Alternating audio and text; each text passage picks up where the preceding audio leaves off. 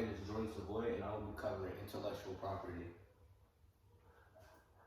Constitutional roots. The U.S. federal government has changed a lot over time with all sorts of new rules and regulations, but the only thing that hasn't changed drastically is the fact that the U.S. Patent and Trademark Office, also known as the USPTO, is still active. The USPTO was created to protect patents and is mentioned in Article 1, Section 8 of the Constitution, which is also known as the Copyright Clause. The Constitution only recognizes copyright and patents, but modern intellectual property features trademarks and trade secrets. I have a video for y'all.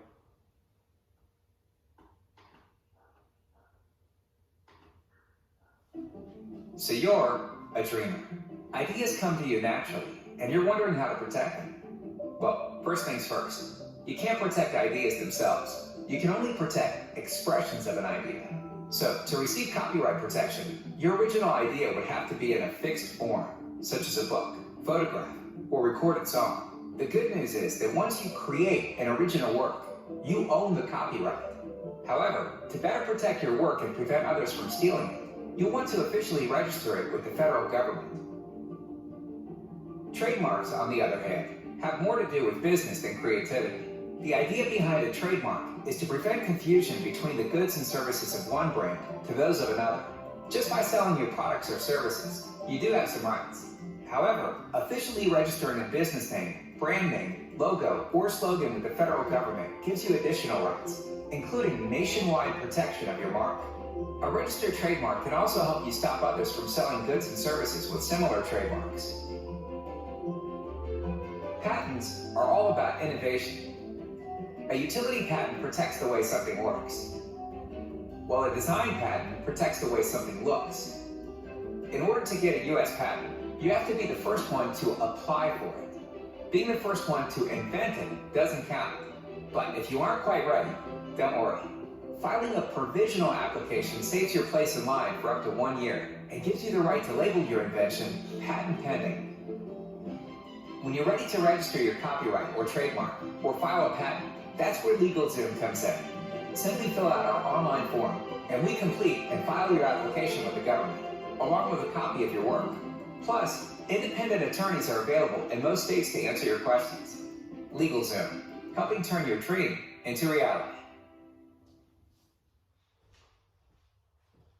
Patents. A patent is a form of intellectual property that lets the owner have the legal right to prevent others from creating, using, selling, and importing an invention for a certain period of time. There are 3 types of patents: utility, plant, and design.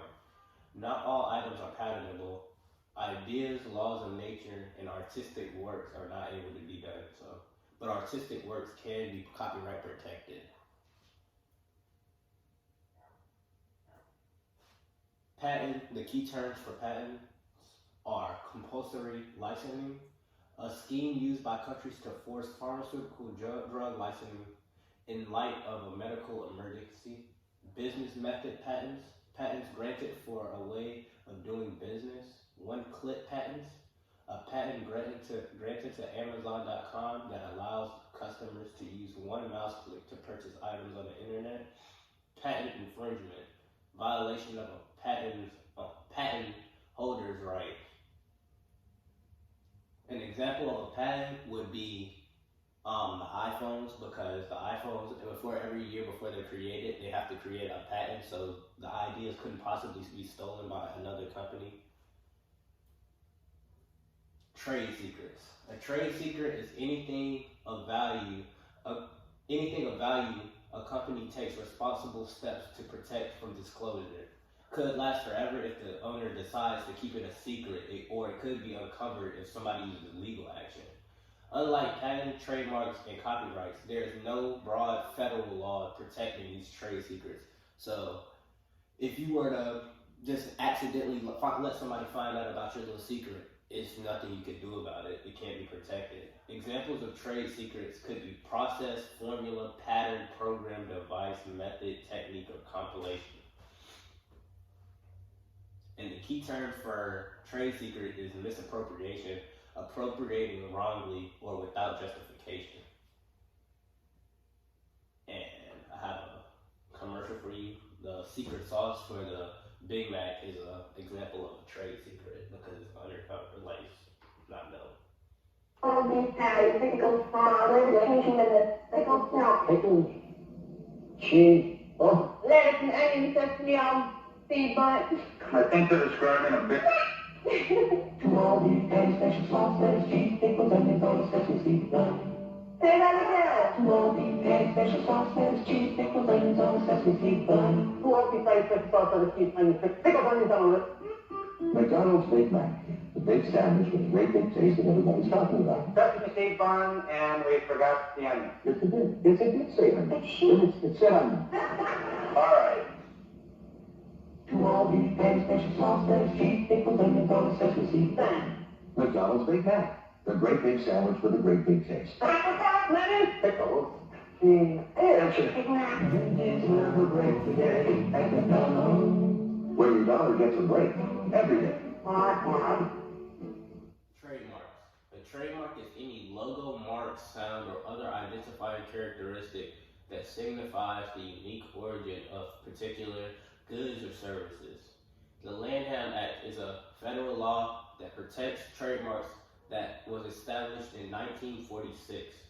Trademarks can last forever, unlike copyright and patents. People accused of trademark infringement have multiple defenses that could possibly save them. One of them being they have to be completely identical, and the other one is fair use. The key terms for trademarks is trade dress, the distinctive and unique look, feel, or shape of a product or service that signifies unique origin. Service mark, trademark for any entity providing services as opposed to goods.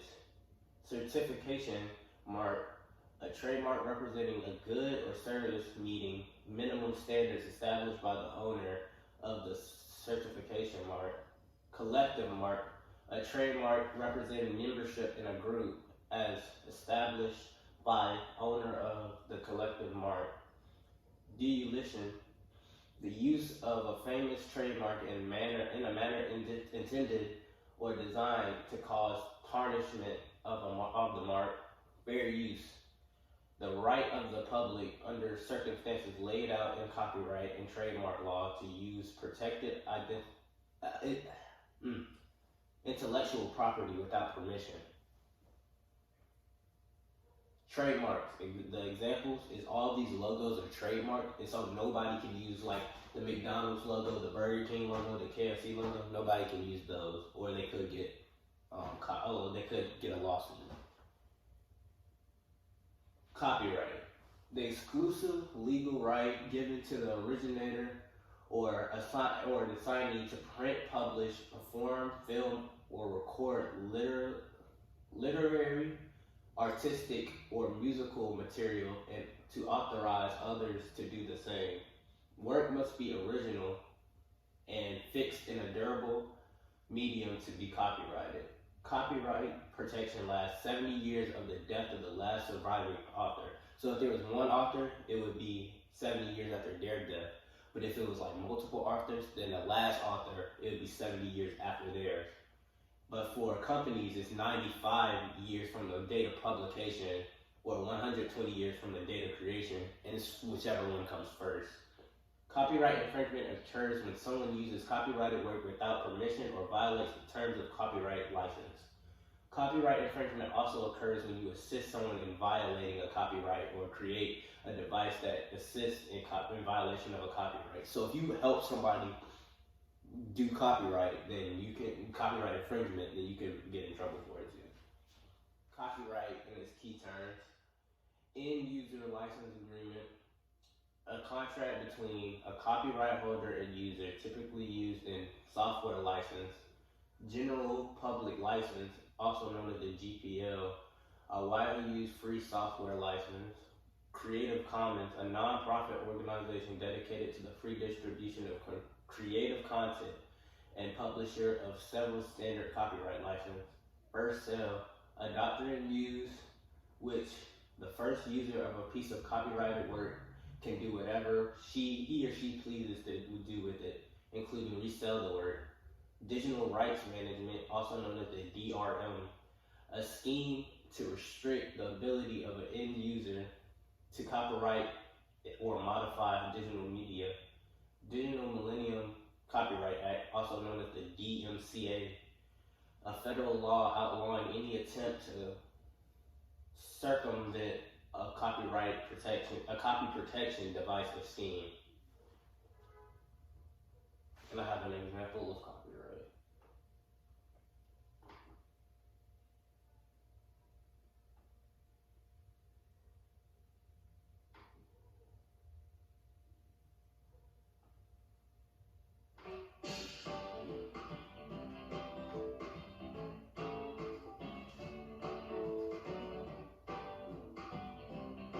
Hey, Jane, thanks for finding that journal article for me. I just gave it to my students. You gave it to your students? Well, technically I posted it online for them. Oh boy. Did you check with the copyright holder to see if it's okay to post that article? What do you mean? Since journal articles are copyright protected, you may need the copyright holder's permission to share them. No problem. I'm using it for educational purposes, so I don't need permission? Actually, Tim, your copyright responsibilities are quite clear. Article 1, Section 8 of the U.S. Constitution gives Congress the power to promote the progress of science and useful arts by securing, for limited times, for authors and inventors... Wow, I see your lips moving. Nothing? Yeah, it's El Sereno. Want to learn about copyright in 5 minutes or less? Okay. Copyright holders have the exclusive right to copy, distribute, display, and perform their work. And they have an exclusive right to create a derivative work, like when a book is made into a movie. This is why you likely need permission if you want to share copyrighted material. Well, aren't there special exceptions for colleges and universities? Definitely. Section 108 of the U.S. Copyright Act addresses archiving, replacing lost, damaged, or obsolete copies, and interlibrary loans. Section 109 permits the resale or lending of copies of works. Section 110 permits certain types of content use in classrooms and distance education.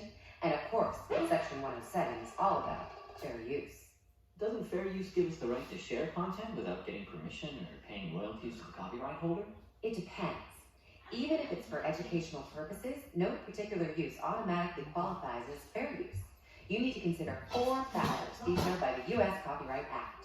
The first is the purpose and character of the use. For example, if the use is intended to help derive financial or other business benefit, then it is less likely to be a fair use. Even in an educational setting, if it transforms the original, such as analyzing or criticizing the work rather than just copying it, it is more likely to be a fair use. Next is the nature of the copyrighted work. For instance, the use of a purely factual work is more likely to be fair use than the use of a creative work. Third, the more the work that is used, then it is less likely to be a fair use.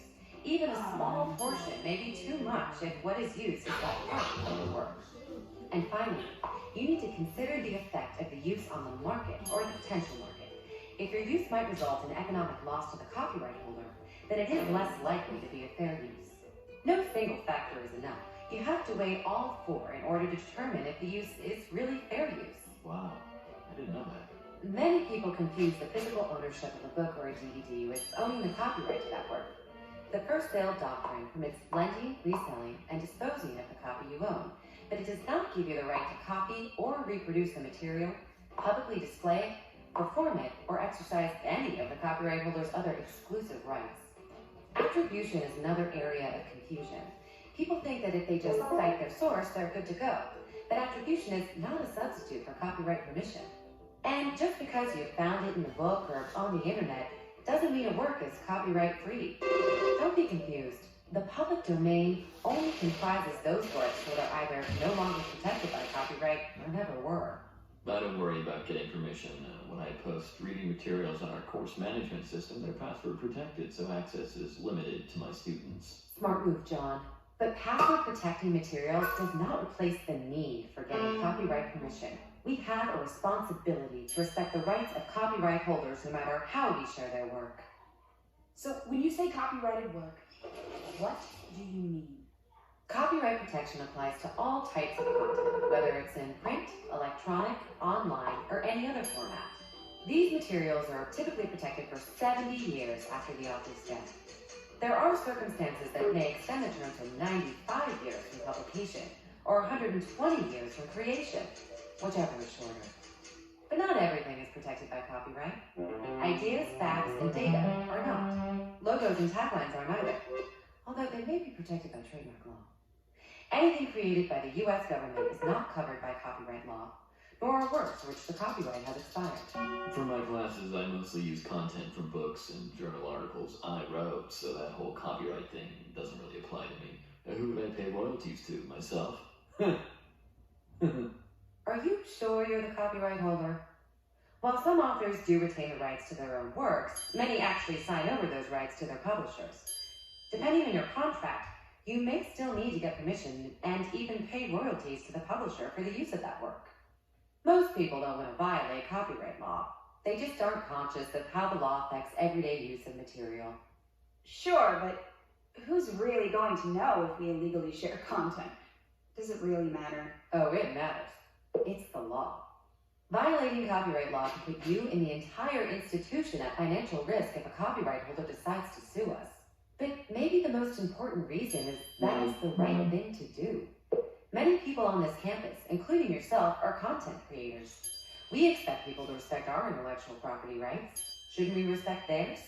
And instill that same respect in our students who themselves may be content creators someday? Copyright ensures that the valuable material we all rely on will continue to be available for years to come. Our needs are served by the work of copyright holders, and the royalties we pay fuel further content development. That actually makes sense to me. Thanks, Jane. So how do we do the right thing? Definitely read our campus copyright policy. And if you ever need help or are unclear about your copyright responsibilities, you can always ask me or any of the library staff. We love this.